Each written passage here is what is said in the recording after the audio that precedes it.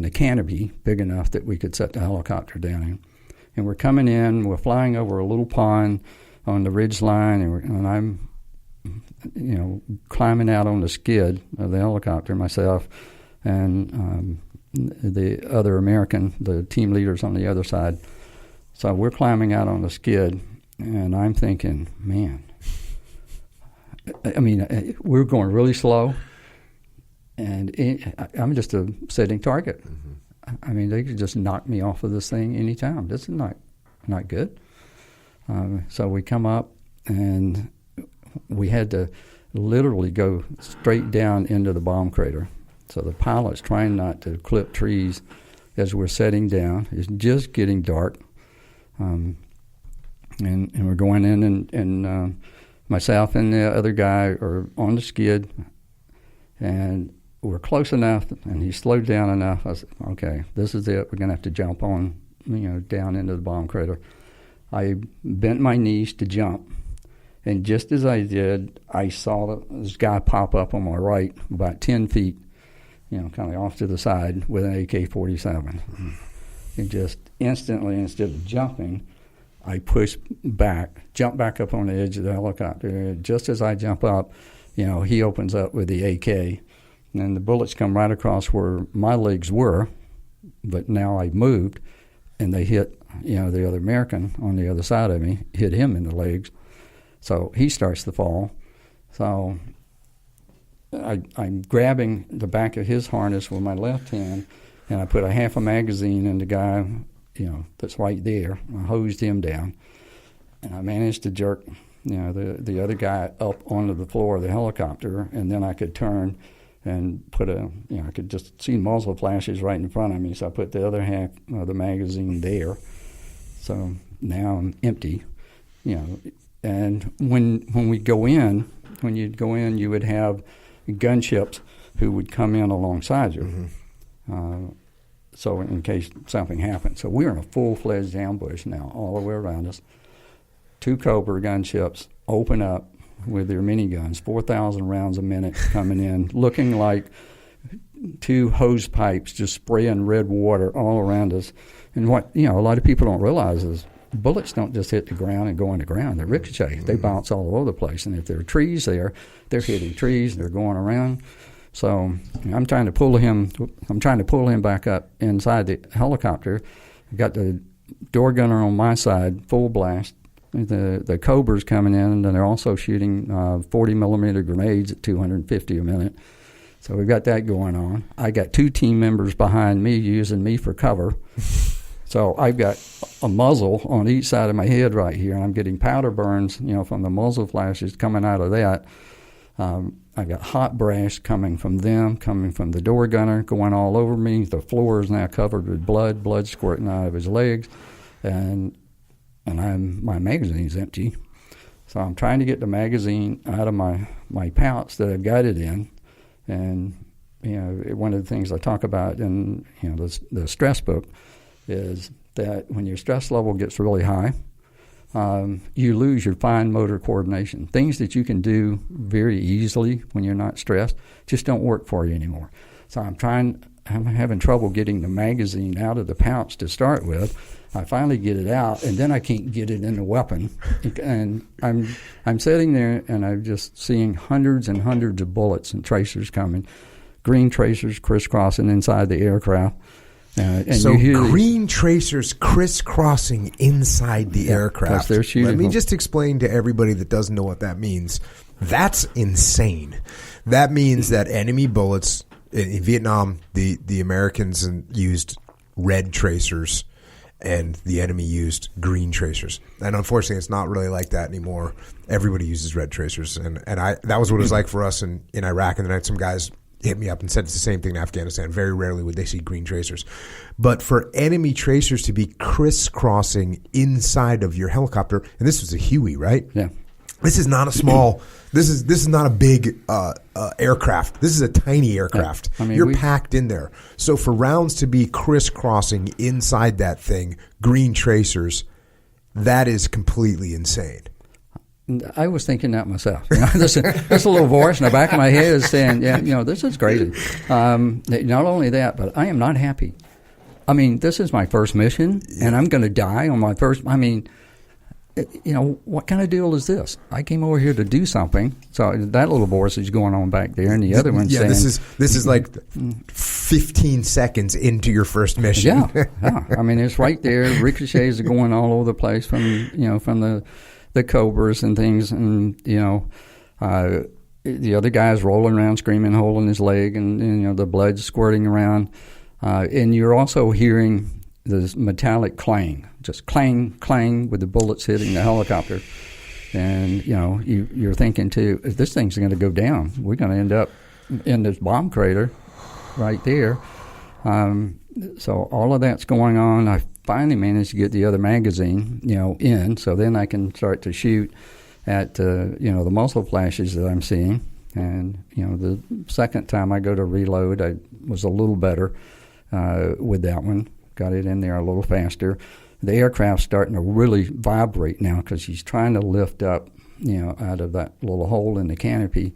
So I'm thinking at least we're trying to start up, but this stuff is still coming. It's still hitting us. You've got the, covers making more raids. And now what's also happening, I can't really see it, but the A-1 Sky Raiders that are out there on station with us, they give us some protection.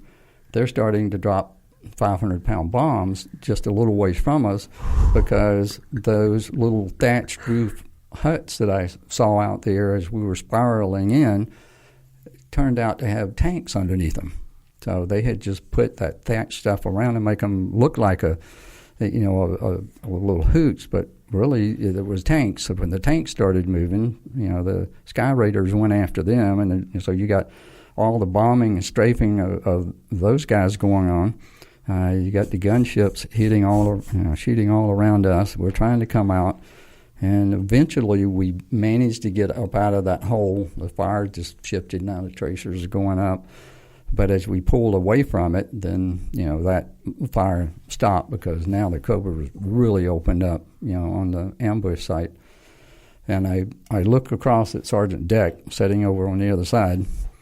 And he looks at me with a big grin on his face and giving me a thumbs up. And I'm thinking, what is wrong with this guy? So, he was so excited.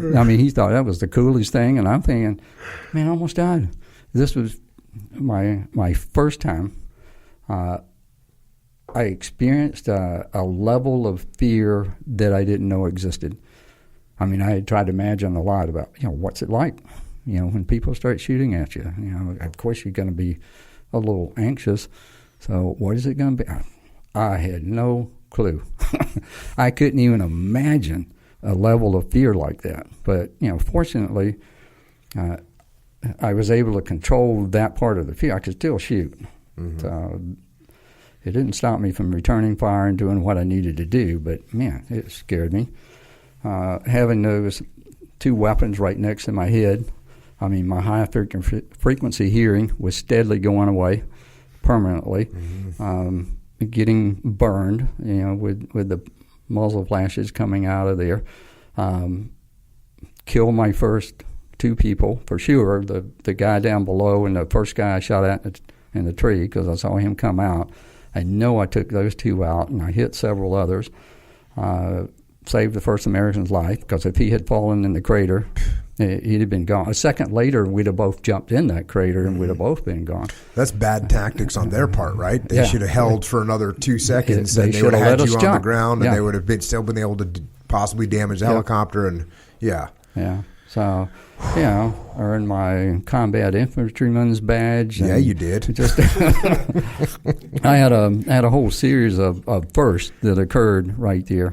And survived that, and a couple of minutes later I'm thinking, man, we got out of that, and I looked down and here comes a stream of tracers coming up out of a 51 caliber or something. Mm-hmm. They were trying to hit the helicopter. They were ways from us, but still I think it's not over yet. We got to get out of here and get back. And I told the door gunner, I said, we got to go straight to the hospital. We got to drop this guy off. he's got to have medical attention right away. So we did that. We dropped him off. Then we went back to the launch site to drop the team off. But and I asked Sergeant Deck, I said, I'm just curious, how many magazines did you fire when we were back there?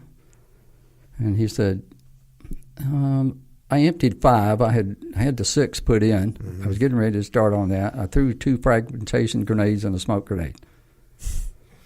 And then he said, Lieutenant, you need to practice so you get faster reloading when people are shooting at you, or you're going to die.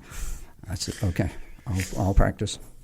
Yeah, because when you talk about the fine motor skills disappearing, but if you practice them all the time, you'll be able to maintain them. To some degree. Yeah, they won't be as good, but they'll be better. Yeah, because it's and that's part of the problem with training. You train to get a good sight picture, sight alignment, and all that. And you squeeze the trigger and hit your target that's not shooting back at you, and then you get in a firefight like that, and your stress level skyrockets. And when it does, you can't see the sights on the weapon. Mm-hmm. I mean, you train to use those sights, and now all of a sudden your vision changes as the stress goes up. You can't focus on the sights, so you can't do it the way you trained. You can't reload the way you trained. You trained to turn sideways and shoot, and all of a sudden, when all the stuff is coming at you, your brain takes over and says, "Face the enemy." And your body's going to turn you toward the enemy. So you got to train to shoot at the enemy. You got to train to shoot without aiming, so to speak. Now, I had been through a pretty extensive course on something that we call quick kill, mm-hmm. where we trained to shoot from the hip.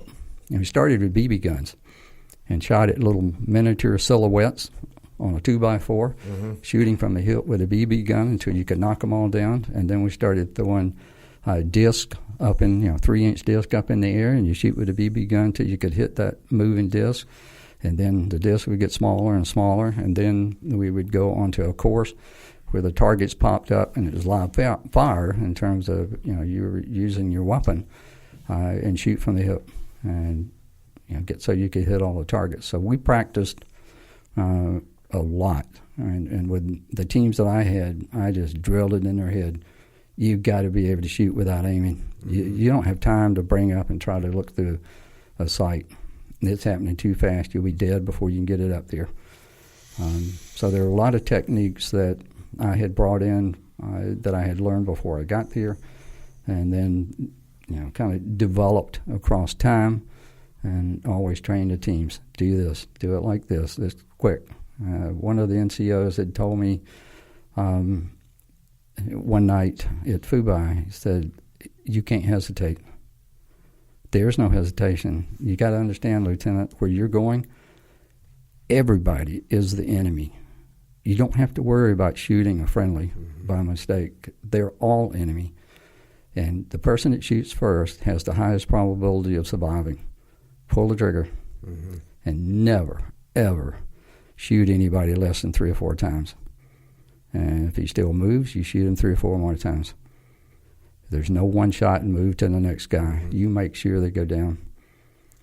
So that was kind of the strategy I adopted and practiced to be able to do that.